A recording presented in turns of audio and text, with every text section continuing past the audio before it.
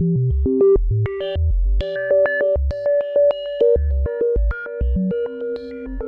last days of Stalin's Atlantis. They say the city moves when no one's watching. Rust groans in the wind. A bridge collapses into the sea, and no one hears it but the ghosts. In winter, entire buildings vanish in the night, torn away by storms, with workers still inside. It doesn't show up in Google Maps. It's hidden from modern satellite imagery. And yet, 34 miles off the coast of Azerbaijan, in the middle of the Caspian Sea, something built to last forever is slowly being devoured by the waves. Its name is Neft Daşları, oil rocks. It was Stalin's floating dream, and its end is coming. In 1949, engineers struck oil. 3,600 feet beneath the black reef sailors once called Chornye Kamni. That night, no one slept. They smeared the thick black gold across their faces like war paint. Soon, the Soviets sunk the Zoroaster, the world's first oil tanker, along with 6 other ships, and built the world's first offshore drilling platform atop their hulls. Then they kept building. By the 1960s, oil rocks had morphed into a 17-acre labyrinth of steel, concrete, and timber. Over 2,000 rigs dotted a 19-mile circle. Roads, nearly 200 miles of them, linked bridges to 9-story dormitories, cinemas, bakeries, even a tree-lined park. Soil was barged in. Lemons grew. Movies played. At its height, Neft Daşları was home to 5,000 workers who lived for weeks at sea in a self-contained Stalinist utopia, thundering with the sounds of trucks and drills. In 1971, the Soviets placed their dream onto a commemorative postage stamp, represented by a road over water racing toward a red sun. But no utopia lasts forever, especially not one built on water and oil. After the collapse of the Soviet Union, Neft Daşları began to unravel. New oil fields elsewhere made the city obsolete. The bridges crumbled. Apartments flooded to the 2nd story. Less than 30 miles of the roads are now passable. The rest have collapsed into the sea. Today, fewer than 2,500 workers remain, rotating in and out. Pay is higher than onshore, but so is the danger. Winters are particularly brutal. A worker once compared it to being a kamikaze pilot. During storms, sleet lashes the face like shrapnel. Winds cut through steel. In December 2015, hurricane-force 90-mile-per-hour winds pummeled the Caspian for nearly 27 hours straight. Waves climbed over 32 feet high. At Neft Daşları, a small worker cabin was torn clean off the platform and disappeared into the Black Sea, taking 3 men with it. That same night, at platform number 10 of the Groans field, another disaster unfolded. A gas pipeline exploded, setting off a fire that forced dozens of workers into lifeboats. One of the cables snapped in the storm, slamming the boat into the platform and sending 33 men into the water. Most were never seen again. And yet the oil still flows, just enough to justify its survival. Tearing it down would cost more than keeping it going. And so the ghost city persists, half-forgotten and cloaked in secrecy. The Azerbaijani government guards Neft Daşları fiercely, and outsiders rarely glimpse its crumbling reality. Some speak of converting the city into a luxury resort. Others dream of a museum. But as rust consumes steel and storms intensify, it seems inevitable the Caspian will reclaim its own. Sealab 3.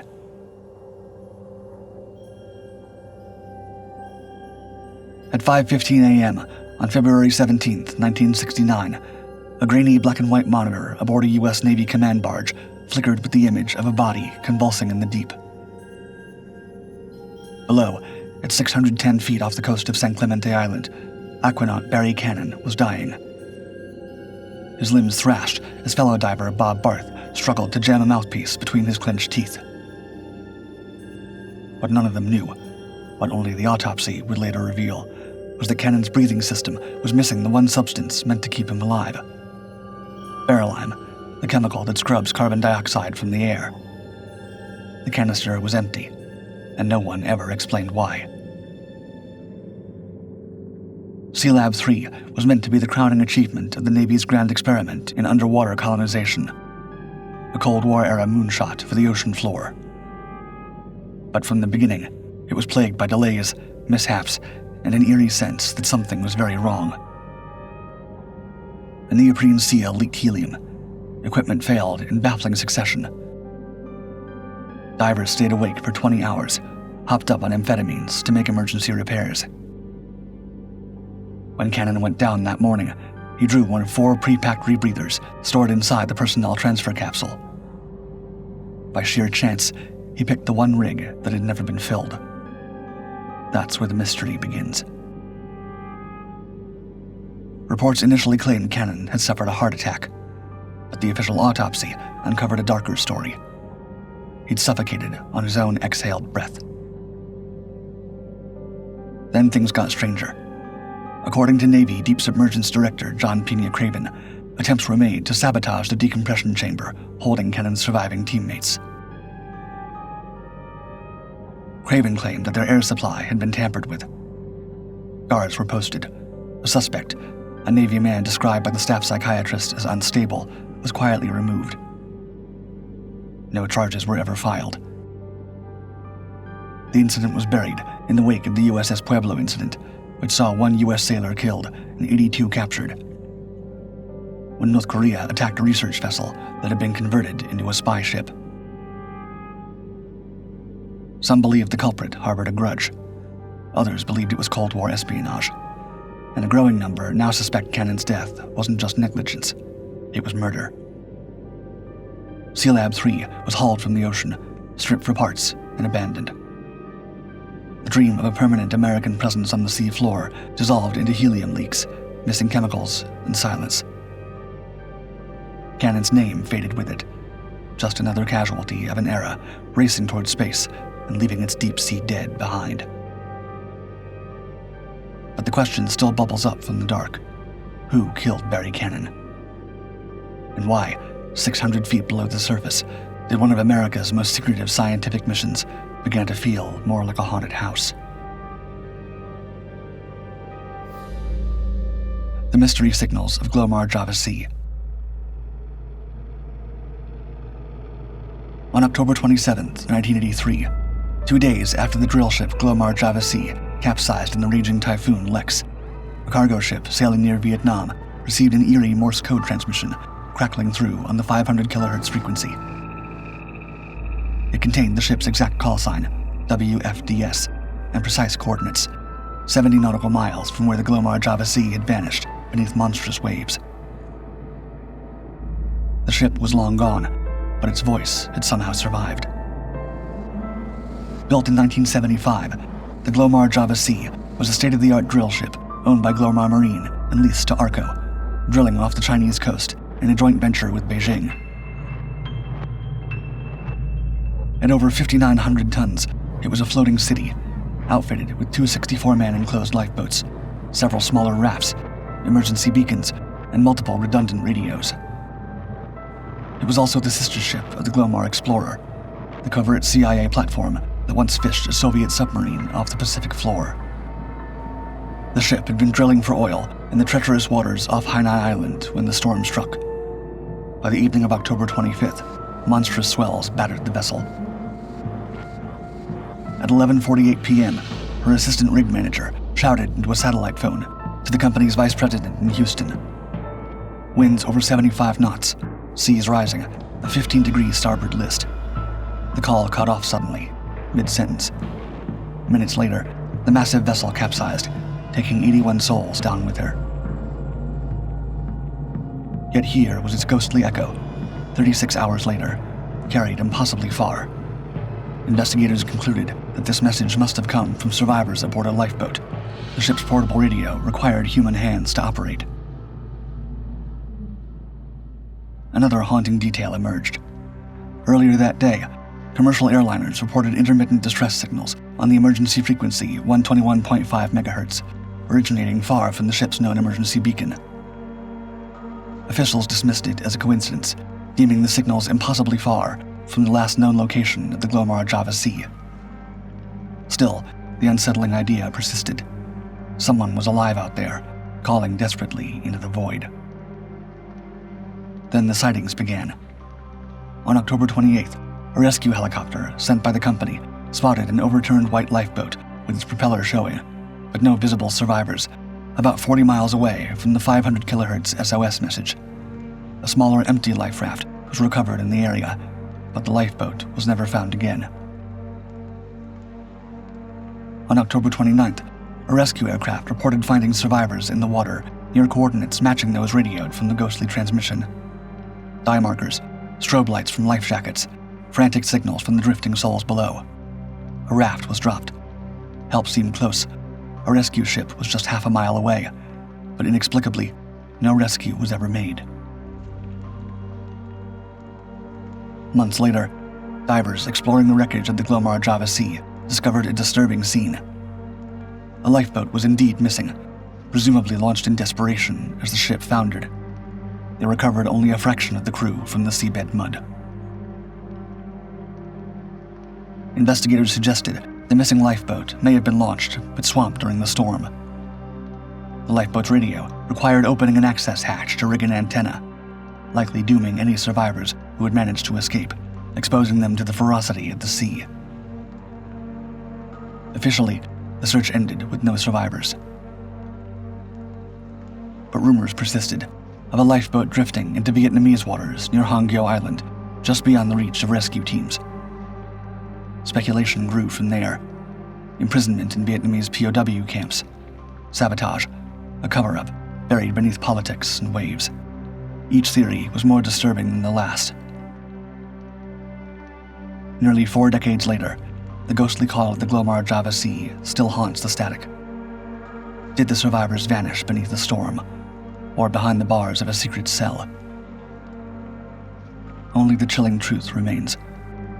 Someone called for help, and no one came. The Soviet nuclear lighthouses.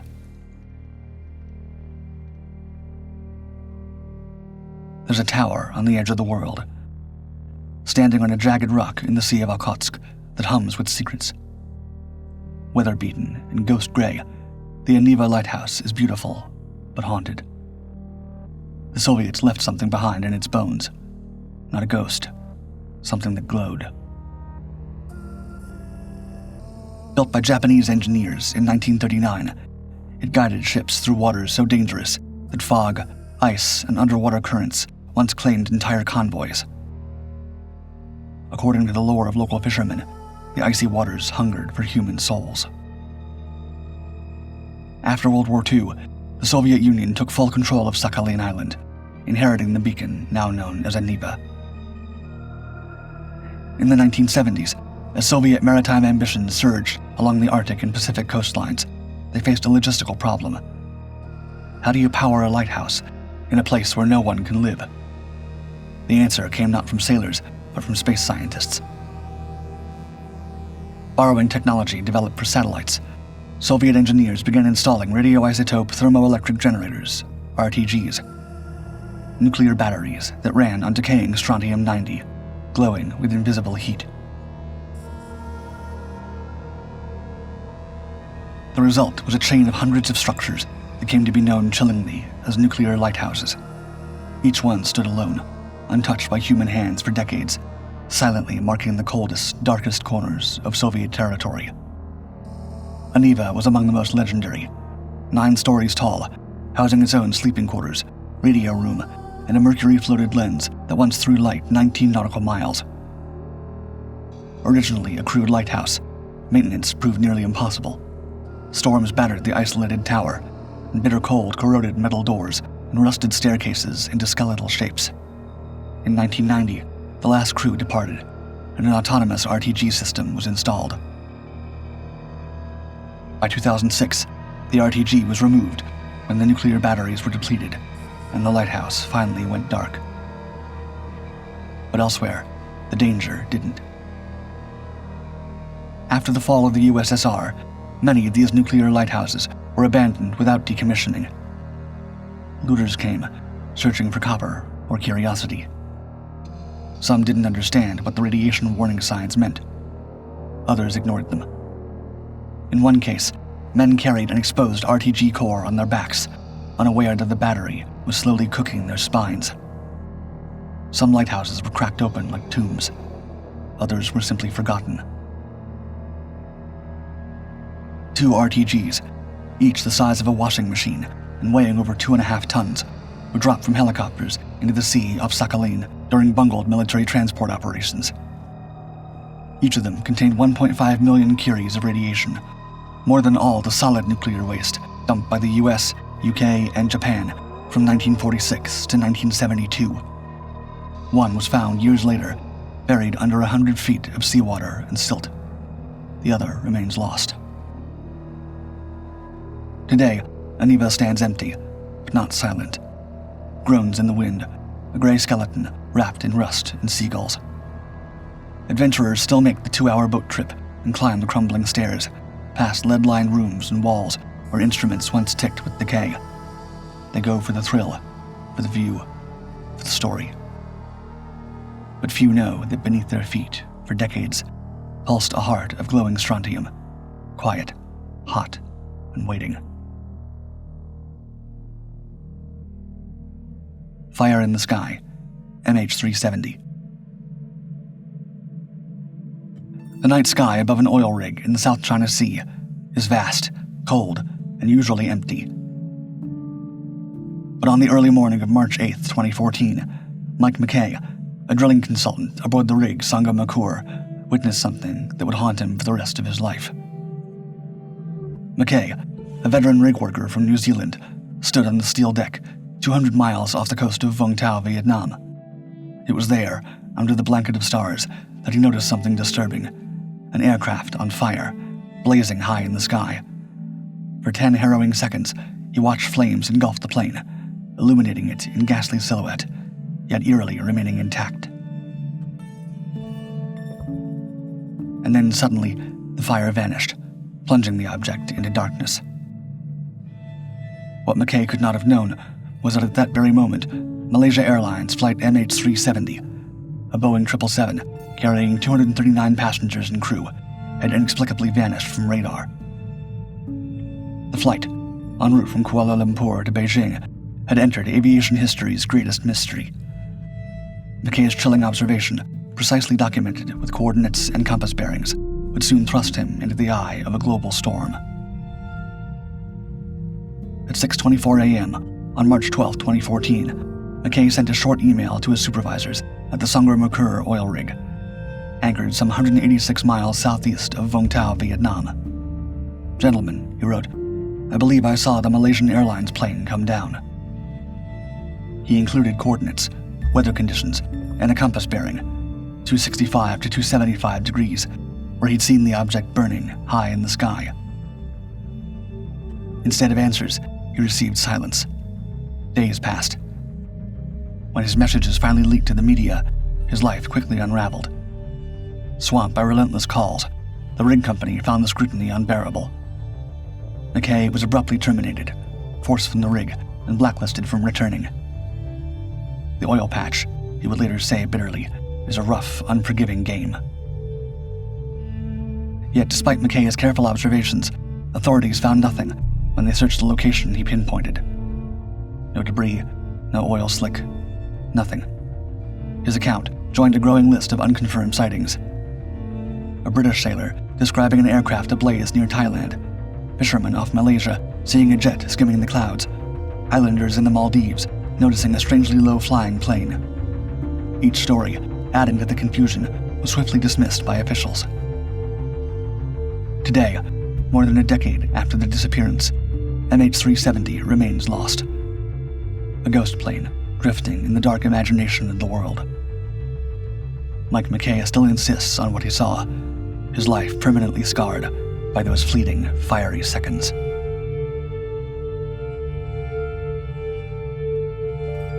What's the creepiest thing you can imagine seeing on an offshore oil rig? Let me know in the comments. As always, Thank you for watching Dark 5. Like and subscribe to continue exploring the greatest mysteries of this world and beyond.